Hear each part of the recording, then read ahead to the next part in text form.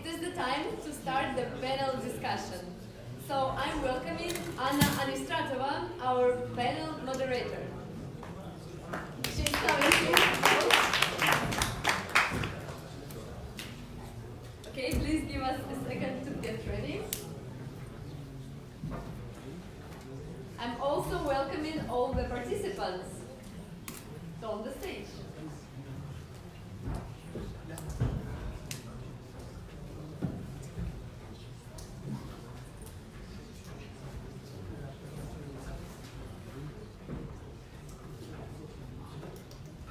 Okay, so we are ready, and I'm passing the word to Anna. She will introduce all the participants and start the panel discussion. Please applause.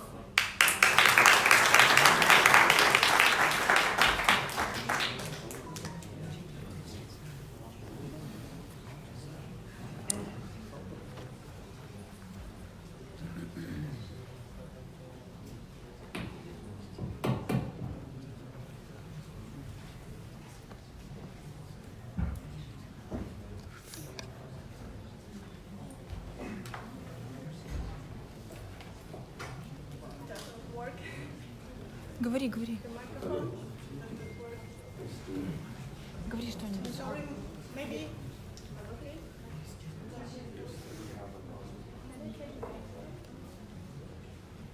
So, dear partners, hope you enjoyed the conference. Hope you enjoyed listening to the presentations and networking. So let's move forward, take our last effort from our official program, and let's start our panel discussion. Just to introduce myself, once again, my name is Anna, and I'm Regional Development Manager for Asia Pacific at Gurtam. I'm working with our partner community from Asia and Australia for more than 4 years. Just to share some ideas in honor of you, of our community, I would say that the first thing which I've learned about our partners is that all were different in terms of approaching the business and serving the customers. So it's evident that the telematics industry is rapidly expanding, and we, our community, are growing together along with it. But we believe that the main reason for our shared success is the signature, that unique add-on which you, our partners, bring onto the market. Hence, our topic for today's panel discussion would be unique selling proposition to stand out in telematics world. So please, let me introduce to you our experts, our partners who will be sharing their experience, tips and tricks about unique selling proposition. So it's Rajeev Bajaj from Albasmart. Our partners from India. As you already know, Albasmart is delivering solutions for security and fleet management, and they have also developed solutions for people transportation and security infrastructure for smart cities concept. Obeid, our partner from Jordan, Traklink. General manager of Traklink. Actually, Traklink joined Gurtam in 2014, but this company is into the business since 2005. And being the company which is certified by the government, Traklink is positioning itself as a solution provider for telematics, fleet management, and remote asset monitoring in Jordan. Karim ElDessouky, our partner from Jordan, Cloud Services Group. Egypt. Oh, Egypt, I'm sorry. Jordan, same.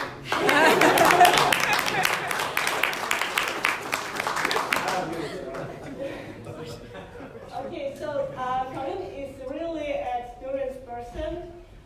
He implemented many projects for fleet management and data monitoring to big enterprises across Egypt and GCC region.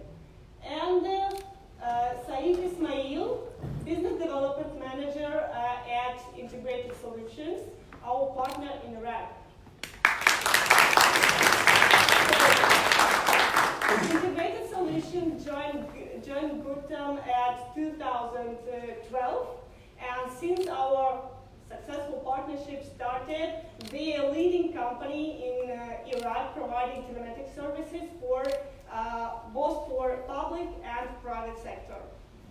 So partners, let's start with a piece of theory. How would you define unique selling proposition and what does it mean for your company and business?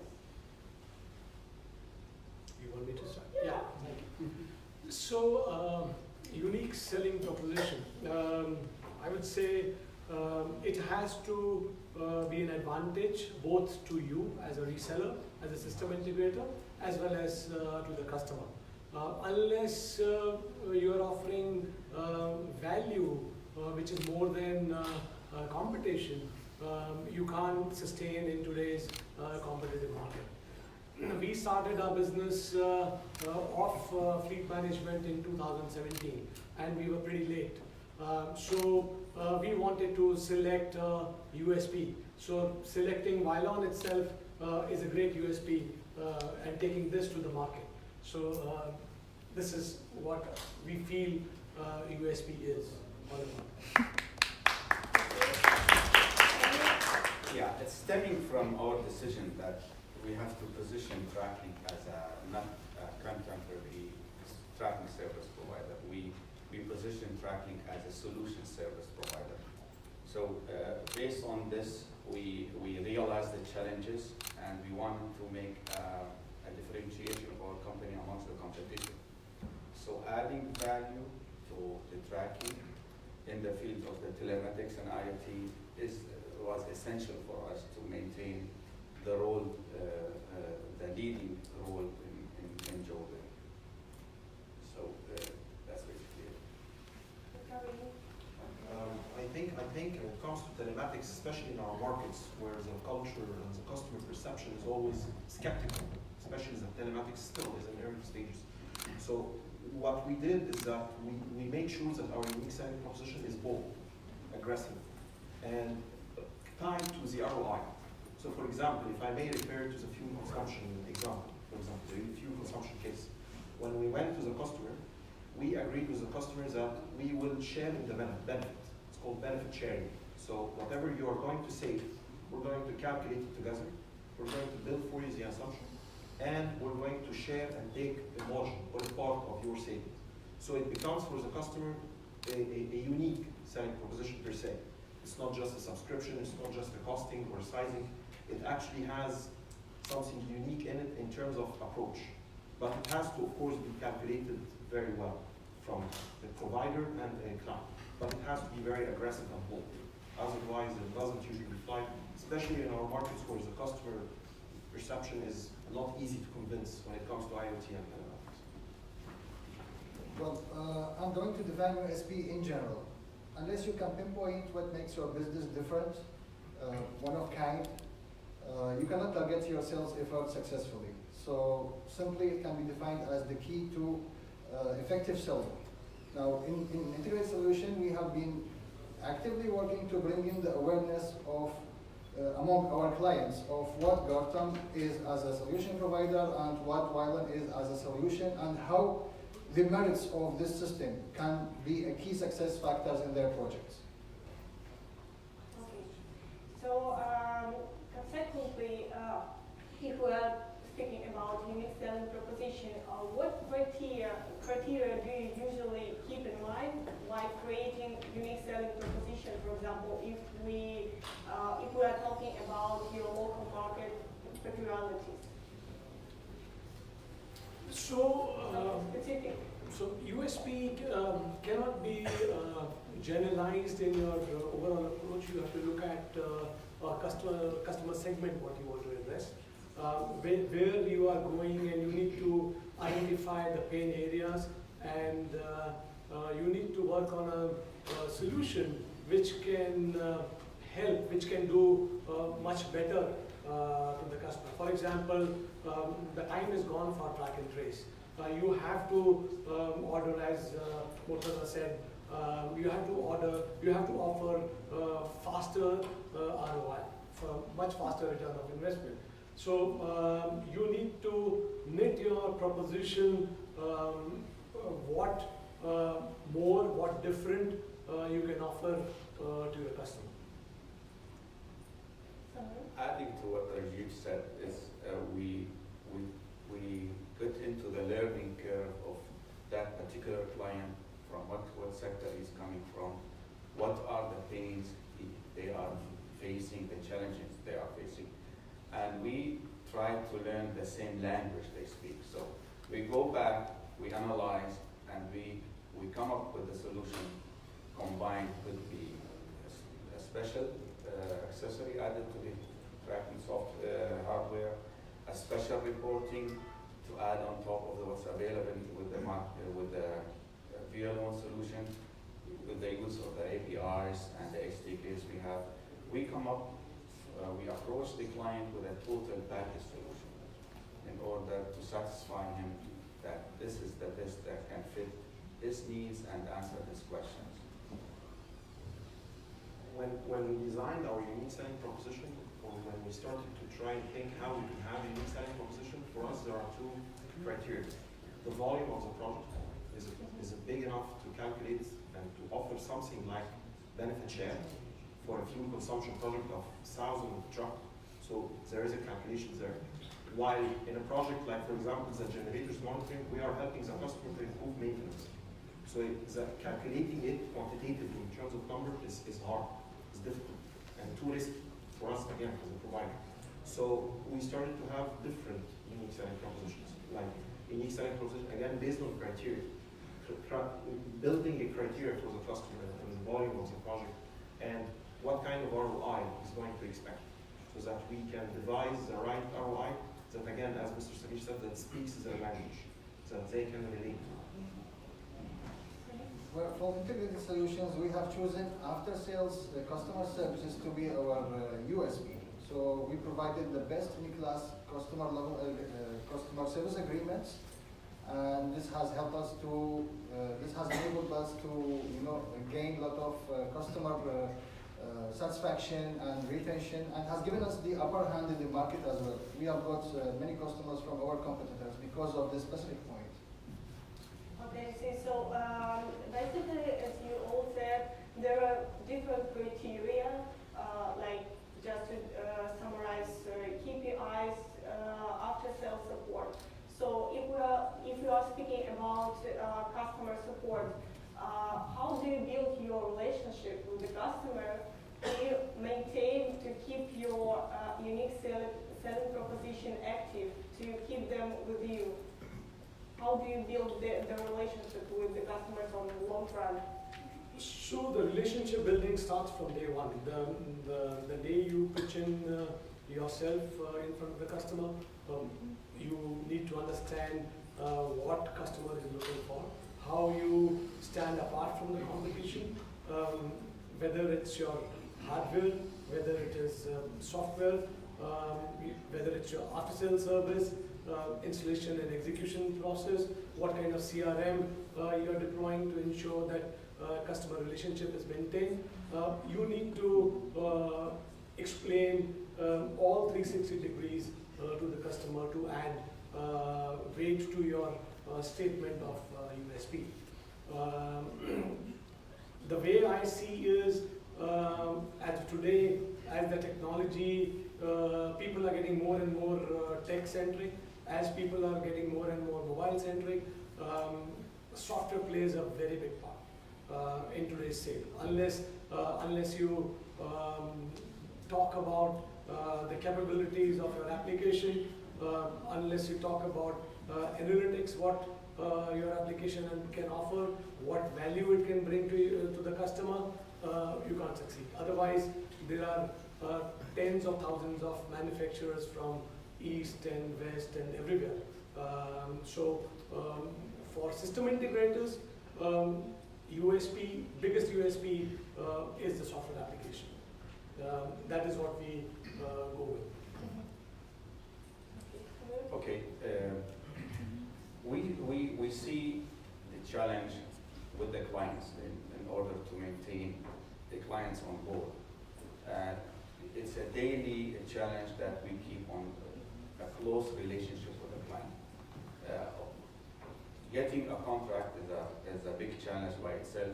However, maintaining it for years to come is also a challenge because, like myself in Traklink, every client is now a bigger bait for other sharks in the market to come and tackle it. So all our departments in Traklink are focused into maintaining a very close, open, transparent relationship, whether from the customer service, the support, and from the sales.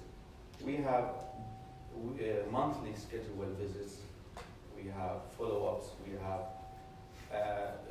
occasional what's coming next, occasional what's new, and we keep on reminding them that it's a proper time now for another training. Maybe you have missed something, if you have any questions.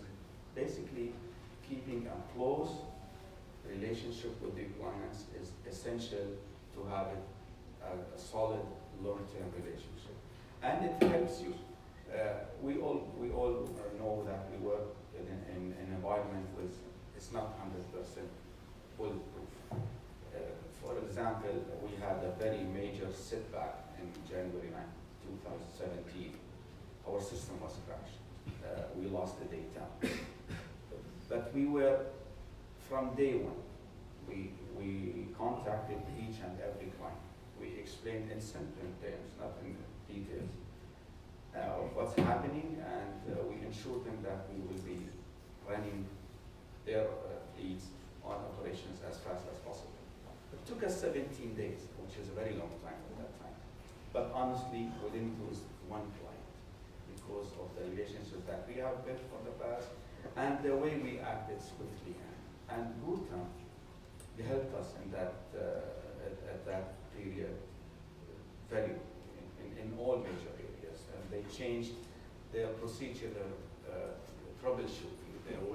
They changed their people that was assigned to real and local support, and they gave us open hosting channels for the major clients that we have. So it's a collaborative relationship with all stakeholders, I say, and keep on very close relationship with all. Thank you very much, Samir. You know, after sales support and customer satisfaction is very critical. You know, they say that the cost of losing a client is 10 times more the cost of acquiring new clients. So what we try to do, and we have managed to do over the last year, is that we create what we call an ambassador of our product inside the client. What we do is on a monthly basis, we have an ambassador, like mostly it's the fleet manager or sometimes IT manager. We group an event on a monthly basis. We gather them up over a nice dinner on the night, and we listen to their feedback, we listen to their ideas, we listen to all of their what they have in mind in terms of the problem. And sometimes when we annually release an upgrade of our product.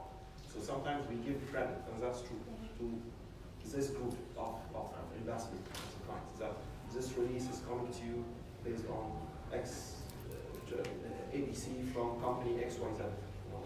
So it creates loyalty more than just customer support. Of course, customer support with telematics is a headache, and it's a nightmare all the time because of the issues and complexities. But injecting customer satisfaction with customer loyalty is very key, especially in our markets. Well, now we realize that to build a healthy relationship with our customer, we have to fulfill their demands. In Iraq, the case is a bit different, especially because most of our customers are into public sector, into government sector. So they did not put the cost as a main KPI for their project success. They rather focused on the support, the control, the ease of use. Now, of course, the ease of use and control comes as part of Violent, but support is the area where we play a major role. So we realized this during the initial stages of the business. We acted promptly to strengthen our support team, and this has given us, a very good business and a strong market reputation in Iraq. Okay, thank you very much for sharing your cases, your history. Speaking about the competitors, obviously there are a lot of competitors everywhere. So, and you all have your own unique selling propositions, somehow different from the others. In some cases, you have some similar points, criteria. How do you analyze their unique selling propositions of your competitors on your local market? How do you proceed this data, this information you get from the cruiser, and what lessons you take from that? So yes, competition analysis is very important. You need to know whom are you pitched against. You need to understand what are competition's USPs and how you can fill that gap. At the same time, we do not like to talk negative about our competition to the customer. We rather build our positive strength and or talk about the advantages what we bring in, which will give better return of investment or better features for safety and security in addition to the basic tracking and fleet management. So you have to play it with the customer mood. Keeping the healthy relationship alive is very important. It is competitive world out there, and competition is out there to eat you, and they want to know your negatives and your, so you have to know your competition as well. That's important. Yeah, knowing your competition is essential for you to push them away from your clients and make sure that you land future projects. So it's a cat and mouse play. You have to go around, find ways to know the exact details of what's coming to you, what they have in terms of new feature, what are their advantages. It's a dynamic. We are working in technology is developing in terms of hardware, software. So coming to such events, we hear stories. And I mean, my client might be using the hardware that my partner is in another country is using. So we get prepared, feature-wise, hardware-wise, approach-wise. We keep close relationship with them, but we are not naive. We make sure that they do not touch us. As peaceful as possible. There are sectors in the market that we decided not to play in that market. We stay away from we try to stay away from what they say, the red ocean, but that's part of the business. And when it comes to competition, I always feel that it's not about the competition more than the customer. I mean, you have to see what is missing that your competition is not, because there is not a single provider, I've never seen it, not a single provider that provides a customer everything, and the customer is over the moon and happy. So sometimes you have to work really hard with the customers. What is really the extra mile that I can give you on top of the competition? It doesn't have to be price. Like for example, if I may refer to the Egyptian market, our customers, when it comes to telematics and IoT, likes to tend to see you as a provider and as a consultant, as an advisor, rather than just being a provider. So for example, even if we are just providing the software, but they will be asking you, which best hardware should we get? Which network should we work on? Which one's that? Which one's this? So if you are able to grasp and provide this end-to-end approach to your customer, even if you're not selling that components that you don't have, but you become this more of an advisor role to the customer, customers appreciate that. Against competition, many times have stopped at not taking the extra mile, stopping at what they can provide and telling the customer, I'm sorry, you have to bring me this hardware. You have to get the network on your own or whatever. So that's very important when it comes to exceeding the competition. For us, we do periodic market research. We started with categorizing our customers. And how do we do this? By subscribing to their newsletters, examining their websites, their customer experience. We follow them on social media. We buy their products, we use them. And all this is done by a professional marketing team, and then we incorporate all these conclusions into a business review report, and we come up with specific and scientific recommendations. We take certain elements into consideration, such as the pricing, the range of products. We try to do it professionally and scientifically, so that we can, we can still be as a main game player in the market. Actually, I totally agree with your opinion. So actually, if we cannot get away from the competition, we just have to make sure that we are 3 steps ahead of them. So that's the decision, the solution. Speaking about marketing, how do you combine your concept of your unique selling proposition with your marketing policy? Maybe you could provide some practical tips how to do that, how to underline, how to explain the unique selling proposition while doing marketing. Today, social media is the best way to reach out to your customer. So you have to adopt social media. You have to adopt Facebook, LinkedIn, emailers, and when you're talking about your value proposition, it is not always about the product and the pricing. You have to build your brand, you have to build your image, you have to showcase your service, support, your presence, whether 24/7 or having a call center or having your monitoring station up and running overnight. So you have to talk about your success stories, installations you've done, you talk about your customer references.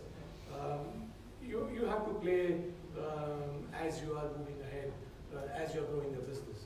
So you have to use everything possible to build a brand for yourself. Yeah, in addition to social media, we go into specialized events. For example, if we are having a construction contracting exhibition, we try to be there and wear the suit of the contractors and focus on the solutions that is related to their sector, to their market.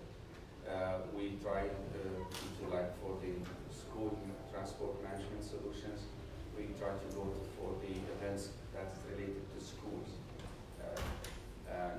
Again, we wear the suit of the school transportation management solutions and go on. For the ready mix, we are organizing an event that we will be inviting all companies in Jordan and show them exactly the ready mix solution. This is how we approach in Jordan, in addition to social media. The marketing department with Gurtam help us to revamp our website, gave us idea about how to introduce leaflets and brochures in a professional manner that pinpoints exact solutions for specific markets and verticals. So thank you. My pleasure. Yeah, I'm not going to really, because Mr. Rajeev and Salim have talked about, I'm not going to talk about the channels per se in terms of marketing, rather than the content that attracts our customers, which is use cases, like for example, the fuel consumption and all this. When we build the use case and we talk about it, either in events and all of that, it attracts the same industry players. So for example, we will take the customer in an event where the other industry players are sitting and they listen to that customer talking about how the solution benefited them and made the result.